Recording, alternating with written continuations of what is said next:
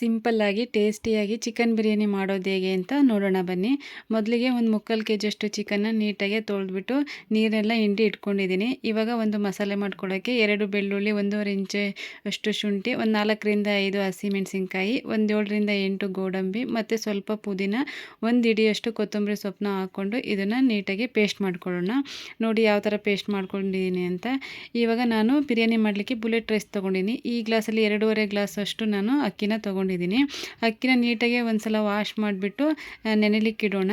ಇವಾಗ ಮಸಾಲ ಸ್ಪೈಸಸ್ ಬಂದುಬಿಟ್ಟು ಚಕ್ಕೆ, ಲವಂಗ, ಏಲಕ್ಕಿ, ಕಸೂರಿ ಮೇಥಿ ಮತ್ತು ಸೋಂಪು, ಪಲಾವ್ ಎಲೆ ತೊಗೊಂಡಿದ್ದೀನಿ. ಇದನ್ನು ಇವಾಗ ಒಂದು ಕುಕ್ಕರ್ನ ಇಟ್ಬಿಟ್ಟು ಅದಕ್ಕೆ ಎಣ್ಣೆನ ಹಾಕ್ಕೊತಾ ಇದ್ದೀನಿ. ನೀವು ತುಪ್ಪನೂ ಬೇಕಾದ್ರೂ ಸೇರಿಸ್ಕೋಬೋದು.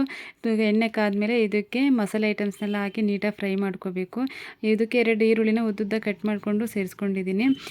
ಈರುಳ್ಳಿ ಹಾಕ್ಬಿಟ್ಟು ಈರುಳ್ಳಿ ಬ್ರೌನ್ ಕಲರ್ ಬರೋವರೆಗೂ ನೀಟಾಗಿ ಫ್ರೈ ಮಾಡ್ಕೋಬೇಕು. ನೋಡಿ ಯಾವ ಥರ ಬ್ರೌನ್ ಆಗಿದೆ ಅಂತ. ಮತ್ತು ಇದು ಪೇಸ್ಟ್ ಮಾಡಿ ಇಟ್ಕೊಂಡಿದ್ನಲ್ಲ ಅದನ್ನು ಇವಾಗ ಸೇರಿಸ್ಕೊಂಡು, ಒಂದು ಟೊಮೊಟೊನ ಚಿಕ್ಕದಾಗಿ ಕಟ್ ಮಾಡಿ ಇಟ್ಕೊಂಡಿದ್ನಲ್ಲ ಅದನ್ನು ಹಾಕ್ಕೊಂಡಿದ್ದೀನಿ. ಇದನ್ನು ನೀಟಾಗಿ ಮಿಕ್ಸ್ ಮಾಡಬೇಕು. ನೋಡಿ ಇದು ಒಂದು 10 ಮಿನಿಟ್ಸ್ ಆದಮೇಲೆ ಹಸಿ ಸ್ಮೆಲ್ಲೆಲ್ಲ ಹೋಗಿ ನೀಟಾಗಿ ಎಣ್ಣೆ ಬಿಟ್ಕೊಳ್ಳುತ್ತೆ.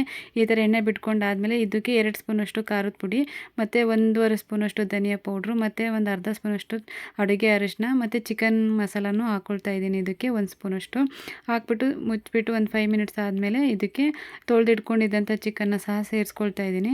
ಇದನ್ನೆಲ್ಲ ಹಾಕ್ಬಿಟ್ಟು ಚೆನ್ನಾಗಿ ಒಂದು ಮಿಕ್ಸ್ ಮಾಡಬೇಕು. ಇವಾಗ ನಾವು ಚಿಕನಿಗೆ ಉಪ್ಪನ್ನು ಸಹ ಹಾಕ್ಕೋಬೇಕು. ನಾವು ಚಿಕನಿಗೆ ಎಷ್ಟು ಬೇಕೋ ಅಷ್ಟು ಉಪ್ಪನ್ನ ನೋಡ್ಕೊಂಡು ಹಾಕೋಬೇಕು. ಒಂದು 10 ಮಿನಿಟ್ಸು ಲಿಡ್ನ ಕ್ಲೋಸ್ ಮಾಡಿಟ್ಟಾದಮೇಲೆ ಚಿಕನ್ ಎಲ್ಲ ನೀಟಾಗಿ ಬೆಂದಿರುತ್ತೆ. ನಾವು ಅಕ್ಕಿನ ಯಾವ ಗ್ಲಾಸಲ್ಲಿ ತೊಗೊಂಡಿದ್ವೋ ಅದೇ ಗ್ಲಾಸಲ್ಲೇ ಅಳತೆ ಮಾಡಿಬಿಟ್ಟು 5 ಗ್ಲಾಸಷ್ಟು ನೀರನ್ನು ಹಾಕ್ಕೋಬೇಕು. 2.5 ಗ್ಲಾಸ್ ಅಕ್ಕಿಗೆ 5 ಗ್ಲಾಸಷ್ಟು ನೀರನ್ನ ಸೇರಿಸ್ಕೊಂಡು ಅದೇ ನೀರಲ್ಲಿ ಚಿಕನ್ ಇನ್ನೂ ಚೆನ್ನಾಗಿ ಬೇಯೋವರೆಗೂ ಬೇಯಿಸ್ಕೋಬೇಕು. ನೀರೆಲ್ಲ ಚೆನ್ನಾಗಿ ಕುದ್ದಾದಮೇಲೆ ಇದಕ್ಕೆ ನಾವು ತೊಳೆದಿಟ್ಕೊಂಡಿರುವಂಥ ಅಕ್ಕಿನ ಸೇರಿಸ್ಕೊಳ್ಳೋಣ. ಅಕ್ಕಿ ಹಾಕಿದ್ಮೇಲೆ ಯಾವಾಗಲೂ ಲೋ ಫ್ಲೇಮಲ್ಲೇ ಇಟ್ಕೊಂಡು ಇದನ್ನು ಬೇಯಿಸ್ಕೋಬೇಕು. ನೋಡಿ ಯಾವ ಥರ ಬೇಯ್ತಾ ಇದೆ ಅಂತ. ಇದು ಒಂದು 3/4% ಬೆಂದಿದೆ ಅಂತ ಆದಮೇಲೆ ನಿಂಬೆಹಣ್ಣಿನ ರಸನ ಹಿಂಡ್ಕೋಬೇಕು. ಒಂದು ಅರ್ಧ ಉಳಿಕೆಯಷ್ಟು ನಿಂಬೆಹಣ್ಣೆ ಹಾಕ್ಕೊಳ್ತಾ ಇದ್ದೀನಿ ನಾನು.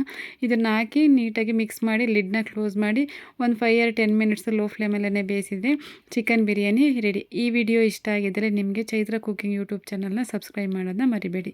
Thank you for watching.